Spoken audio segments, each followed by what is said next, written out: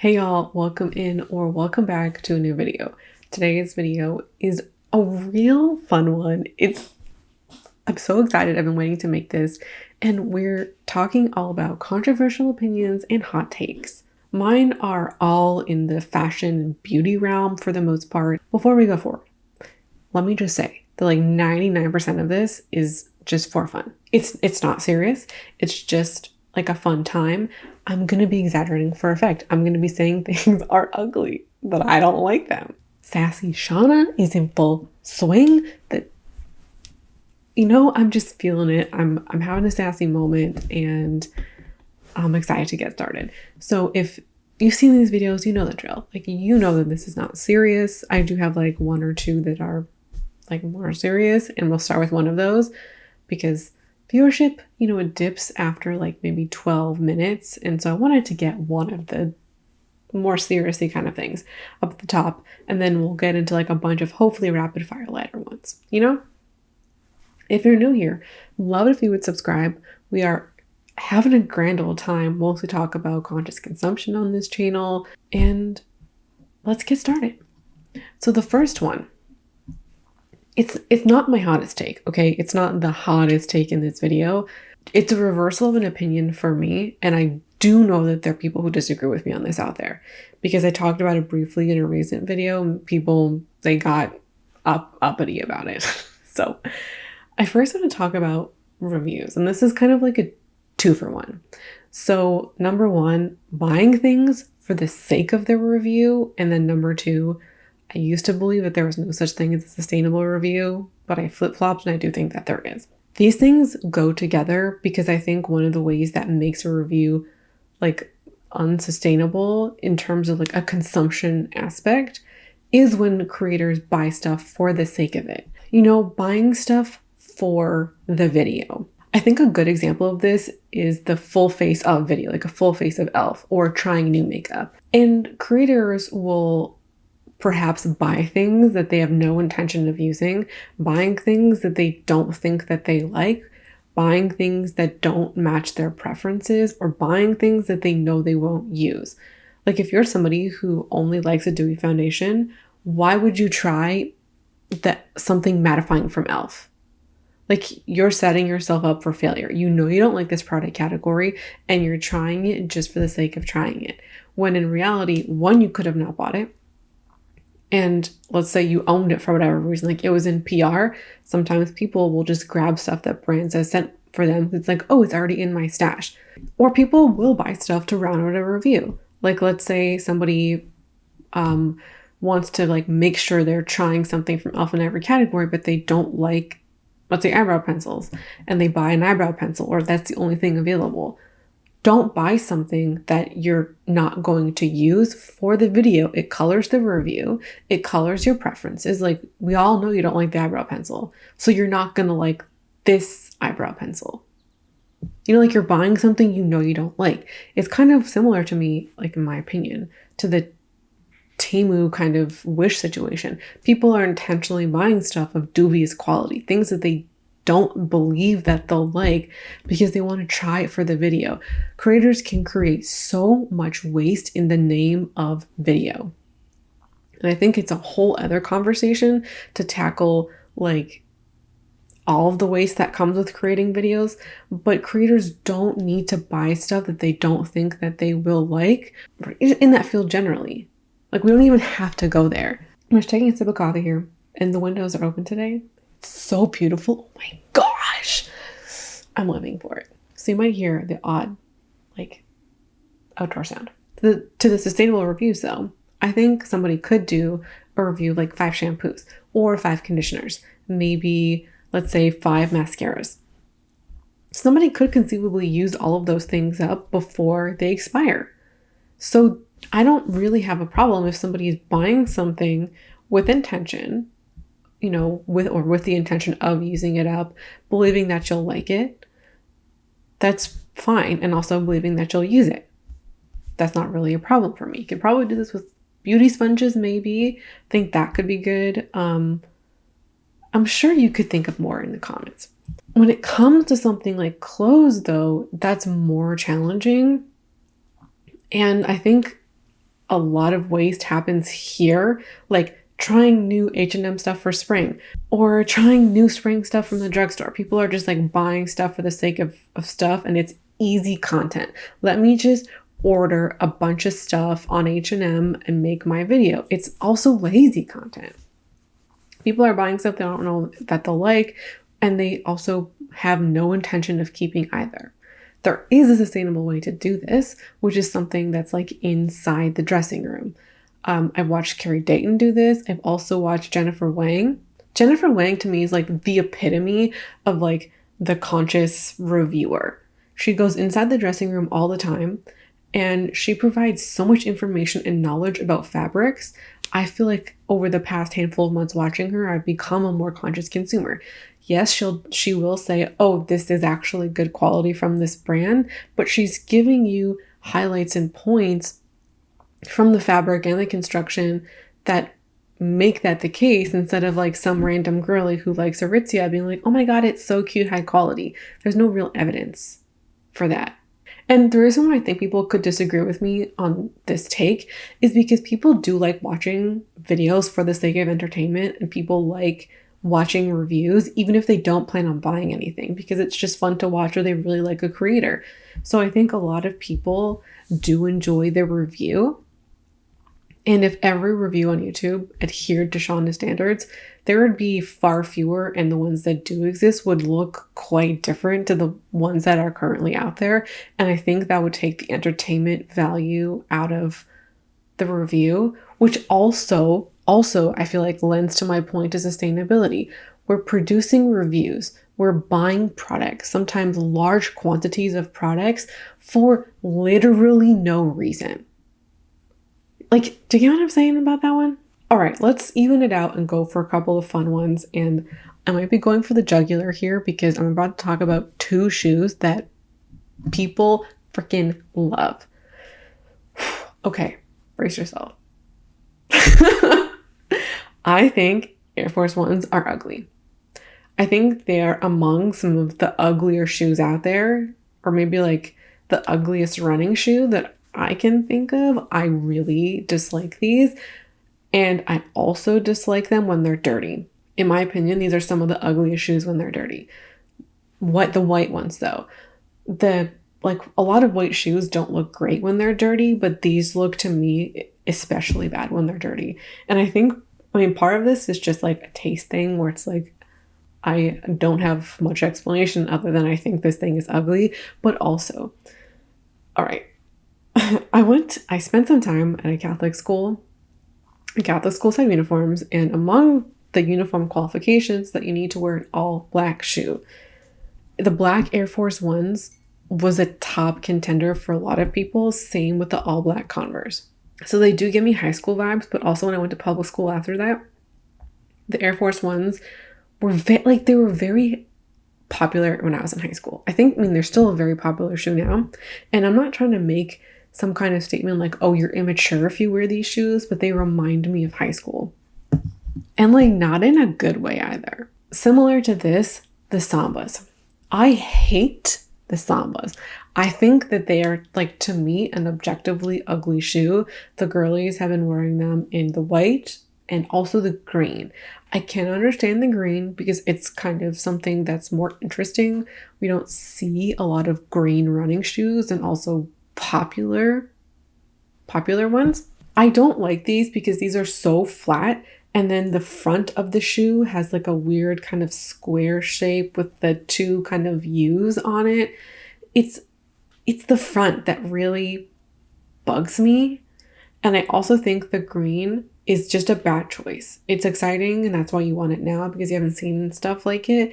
But when you wear the green, you're really going to feel it. Like you're going to feel all of your wearers wearing the green shoe. And you're going to get sick of it. And you're going to find it harder to match stuff in your wardrobe. All right, the jeans over the dress. This was not cute in the 2000s, and it's not cute now. The people who are wearing this trend, I feel like, are a lot of Gen Zs who were not alive when this trend came around the first time. I can only think of early 2000s when I see this trend. And I don't see, if you're a Gen Z, I don't feel like you understand the cringe of living this real time the first time and then watching it come back around. It's so, all I can feel is just the cringe of it. I can't. I also think that the people who are wearing this is more like internet people. I haven't seen this in real life yet, and I'm kind of hoping that I don't. The only pro for this trend, I mean, I still don't like it, but this is like one of the things on here where I could be like, all right, I don't care. Like, go, I mean, all of this, reality, I don't care. But this is the one thing where I could be like, all right, I get it. It would be if it helps you style your clothes in new ways, like restyling things, capsule wardrobe, getting more wears out of stuff. I can get behind it for that purpose. Would I ever do it? Would I ever try it? Hell no. But if you want to try it to like be creative, I would say like go for it. I have not yet to see any iteration, any example, any combination that has been cute though. Because the only thing I see when I see this is the early 2000s and like Ashley Tisdale's iconic photo on the red carpet, stuff like that. Okay, I have two Aritzia specific ones next. Number one is the Super Puff. I have many reasons why I don't like this. Number one, I think it's ugly. It's a cropped puffer jacket. I don't like puffer jackets as they are, but this is like super puffy as the name says. So it's extra puffy, which like have you like your arms and your armpits when something is that puffy is just uncomfortable in my opinion. And it's just very marshmallowy and not a fun way. But what gets me about the Super Puff is that the Super Puff is a jacket and like it is lined. And I think it has like a -20 rating on it or something, like for -20 weather. Most of the jackets at Aritzia, if not all of them, will have like a weather rating on them. And this jacket is also being sold for normally over $200 and there's different iterations of it. And this jacket infuriates me because it is so impractical. If you like, this jacket is designed for a cold climate. It's going to be too hot for people who live in warm climates because of how like insulating it is. And it's not warm enough for the people who live in the cold climates, because if you live in fucking Canada where it gets, what was it, Edmonton was like -60 this year. Do you know what happens to your butt when it is exposed? The girlies know, like the Canadian girlies, they know you're not wearing the Super Puff for any practical reasons. And so in my mind, I'm like, why do you own this? Is this for the photo shoot? Is this like for the gram? Because like, why are we spending $200 on jackets that you can't actually wear in the winter? To me, it just feels like a cash grab. If you own a Super Puff, I would really like to know what drew you to it. Because sometimes, like in the comments, especially in recent videos, I've talked about stuff that I didn't like or I wouldn't buy. And then I'll have people be like, oh, I liked it for this reason. And even if I still wouldn't buy that thing, I have way more appreciation and I can really understand, all right, this totally makes sense for somebody's life. I would just like to know, what about this do you like? What drew you to it? I really would like to know. The second Aritzia thing is that I think Aritzia is not good for basics and Aritzia is best found secondhand. This feels a bit controversial only in the sense that whenever I hear people talk about Aritzia, they're always hammering on about how good they are for basics. Dude, I feel very principled about this one. Aritzia is fast fashion.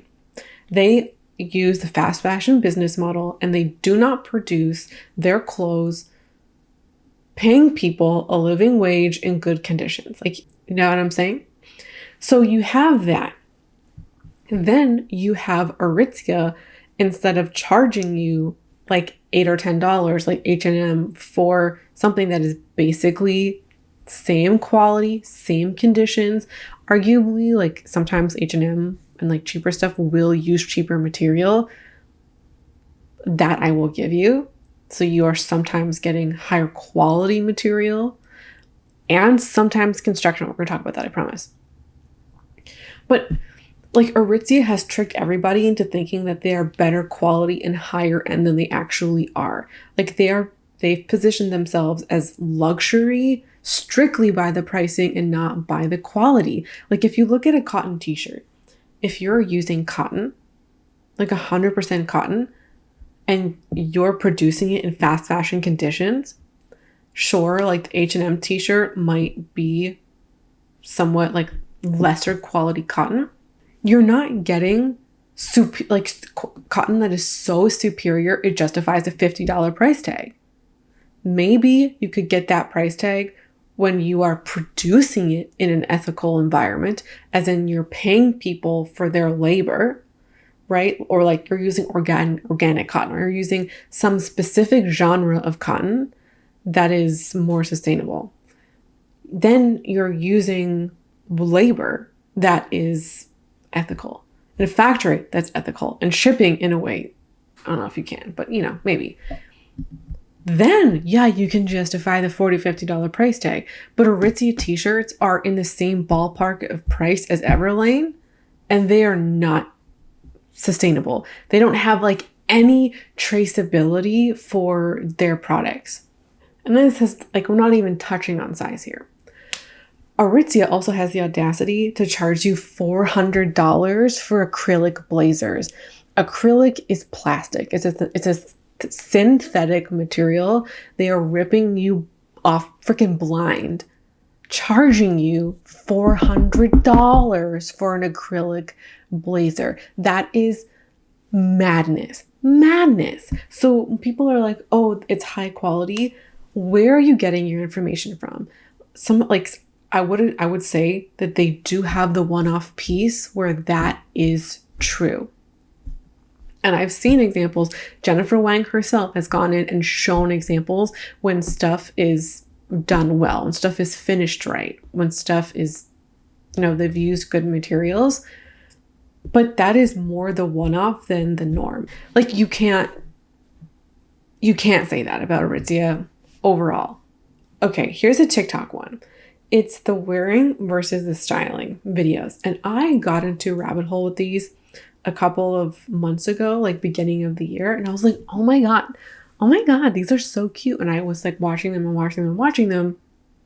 And then I was like, oh, I feel like shit now because I'm not this creative with my wardrobe. And I think this is the experience that a lot of people have. So my hot take is that I don't like them. I don't really think they're all that helpful or productive. Let me tell you why. The people in these videos are people who own a lot of stuff. These videos are mostly people who are accessorizing. Their styling is really accessorizing. And so they are somehow like convincing people that they are more stylish, or like they're styling their clothes when they are accessorizing. Accessorizing is styling, but you are not going to get as nearly as far as somebody who has more accessories. Shoes, bags, jewelry, belts, sunglasses. These, I think, came out with good intentions. This is one of those trends where I think people are genuinely trying to do good, and I don't think people are trying to harm other people with these videos. There's some videos out there where I do not think that's the case with, but these, I think, come from a good place. In order to do this effectively, you basically just need a large inventory of accessories. That's how you pull it off.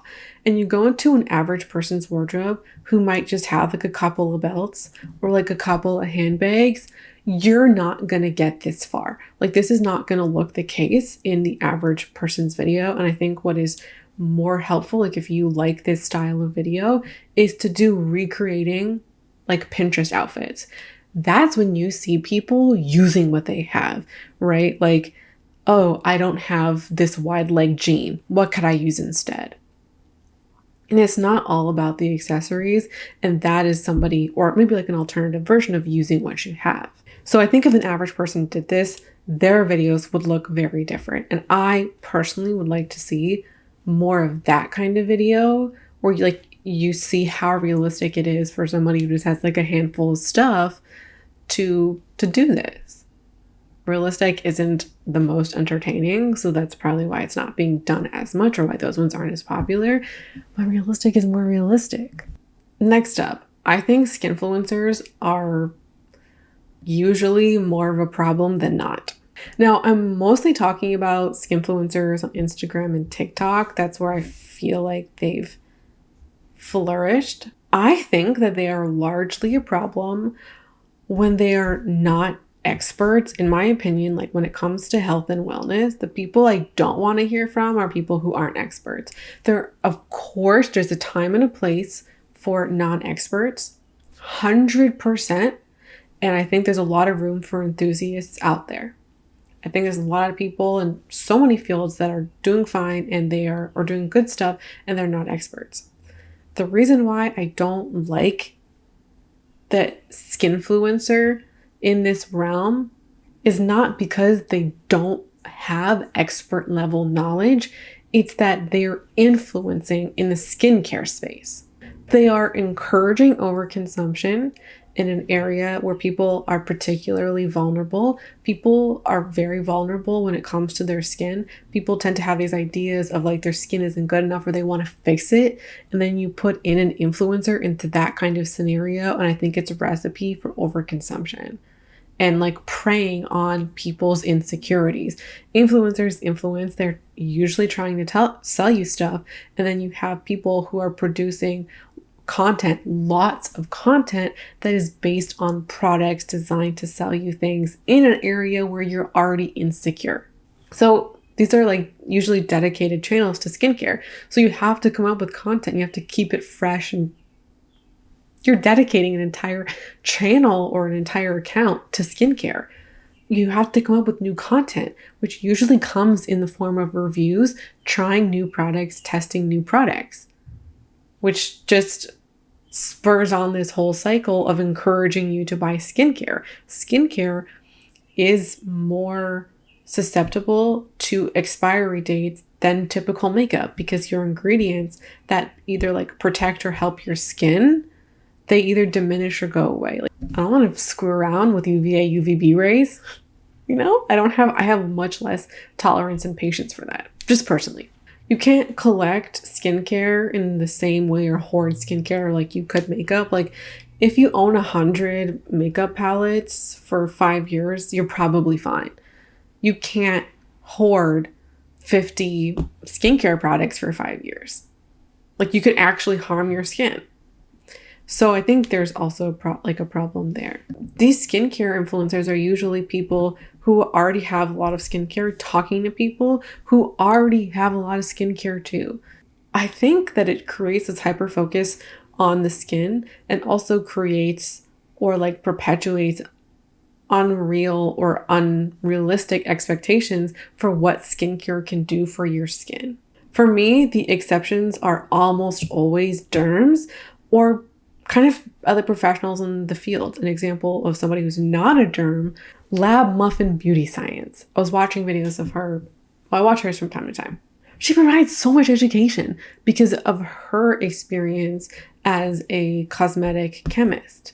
She's very knowledgeable, not a derm, but offers different kinds of knowledge.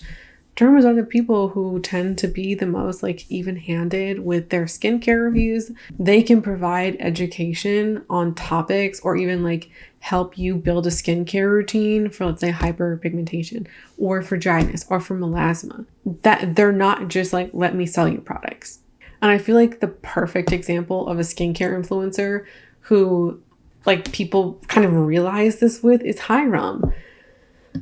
He had such a following a handful of years ago. People loved him.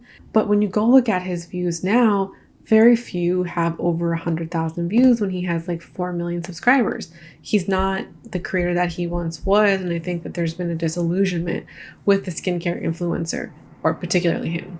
Next up is Dior makeup. And I don't think I'll ever buy from them. I have no intention of buying from them because they look so cheap. To me, they look like a cheap brand that's trying to be expensive.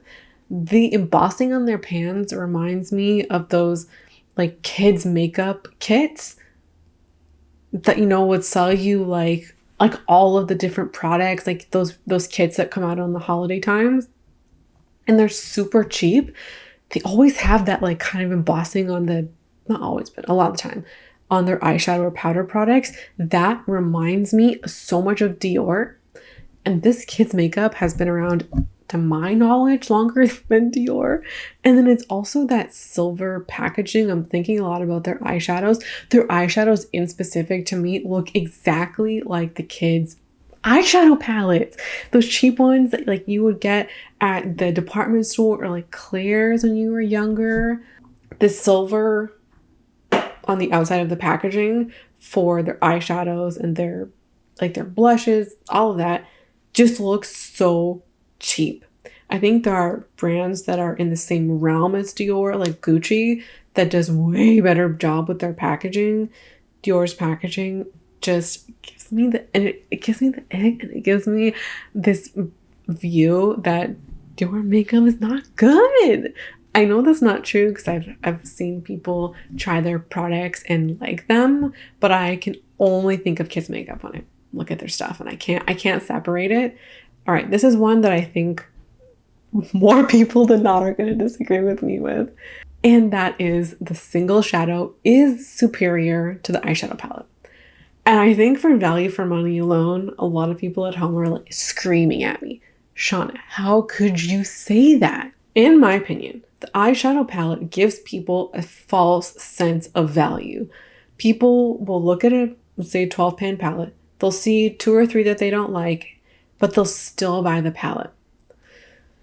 And people will allow for this kind of, I don't like all of the shades, or buy a palette without the intention of using it up because they see themselves as getting a good value for money. Like it excuses in their mind, like I'm getting such a good value that it doesn't matter if I like all the shades, or it doesn't matter if I finish this up. To me now, like I've been using single shadows very regularly for the past 2 years. I'm very close to finishing a couple of them up, and they are much more palatable to finish than an eyeshadow palette. When I was using eyeshadow palettes recently, there's some shades and colors that I use all the time, classic looks, and I'm nowhere near finishing them up.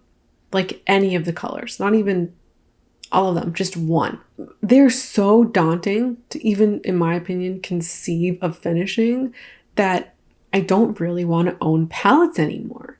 Like I'm starting to move away from that personally. And so when I see these palettes of 12 colors, I'm like, I don't want this because I'm not going to finish it. Like what's the point of owning stuff that, or buying more stuff that I'm just not going to finish? And it's also kind of crazy that eyeshadow palettes are made with this knowledge, right? Like we know that most people aren't going to finish up their product, aren't going to finish up the quantity of stuff, the quantity of stuff in their eyeshadow palette, but we're going to continue making it this big, and we're going to continue charging this amount of money for it. And then the consumers buy it. The consumers spend $90 on an eyeshadow palette that they're not going to use up. Maybe you don't have that, like make that explicit connection in your mind while you're buying it, but this is the case for so many people in the beauty space. And I just can't swallow that anymore, because I could buy now like a $40 eyeshadow, and that's like high-end eyeshadow, 45 maybe, and be like, yeah, I'm going to use this thing up. A $45 eyeshadow, one that I use up, in my opinion, is a better investment, a better way to spend my money than the $90 eyeshadow palette that I will never finish. That's what makes a single shadow superior. You get to choose it with care. You get to pick the color that you think you'll use, or maybe you have a track record of using, or maybe you already finished it so you're repurchasing it. Then you can actually like have a shot of using that thing to completion. Then you finish it. And it's like, that's what makeup is for, in my opinion. I prefer long form videos or longer videos than shorter videos. I'm qualifying a longer video as any video over 20 minutes. The reason why I feel this way is because shorter videos under the 20-minute mark, usually more like under 15 minutes, these videos tend to be lower quality and lower content. Now, I think that the shorter video works in better circumstances than others. This isn't across the board, but I would say more specifically for educational videos, I prefer them longer, because you can't produce a high quality, high impact educational video for the most part in under 15 minutes. You generally can't provide, you're not providing enough knowledge or sustenance there. It's usually low quality knowledge or lower quality knowledge. You're giving general kind of content. Like, you just can't have the same kind of impact in a 10 or 15 minute video that you can in a 25, 30, or 40 minute video. And people will say, oh yeah, subscriber or viewer retention or focus is not as long, so the shorter video is better. Sure, that is true. Not going to deny that. But it also works in the creator's favor because it's much easier to produce a 10, 15 minute video. Like, it's a much easier task to do than to produce that same topic, like a video of that same topic, as a 40-minute video. It asks more of them, and it's ultimately a better thing for them. So if you're saying, oh, it's for the viewer, is it really? Like, I just feel like it's better for the creator. Like, they're given an easier task to do. And so when I see people who are like, everything you need to know about habits in 12 minutes, I've seen a couple of these videos recently. What kind of knowledge about habits are you going to give in 12 minutes? Maybe like experts in the field who've been teaching about habits for like 15, 20 years, they could probably produce a banger. But yeah, I also understand that I'm a chatty, long-winded person. So I'm probably going to do less than the average in a 15-minute video. I understand that. But like, we're not providing impactful knowledge. And that is also what bothers me, is like intentionally not providing impactful knowledge and then calling your video impactful. Like, everything you need to know about habits. Okay, we're going to end it there. That's the video. Those are all of the takes. I feel like that last one was a good one to end it on. Let me know your hot takes. If you agree or disagree with any of these. Were they hot? Were they lukewarm? Let me know in the comments. Thanks so much for watching, hanging with me today. I hope you'll join me back here tomorrow for another video. Bye.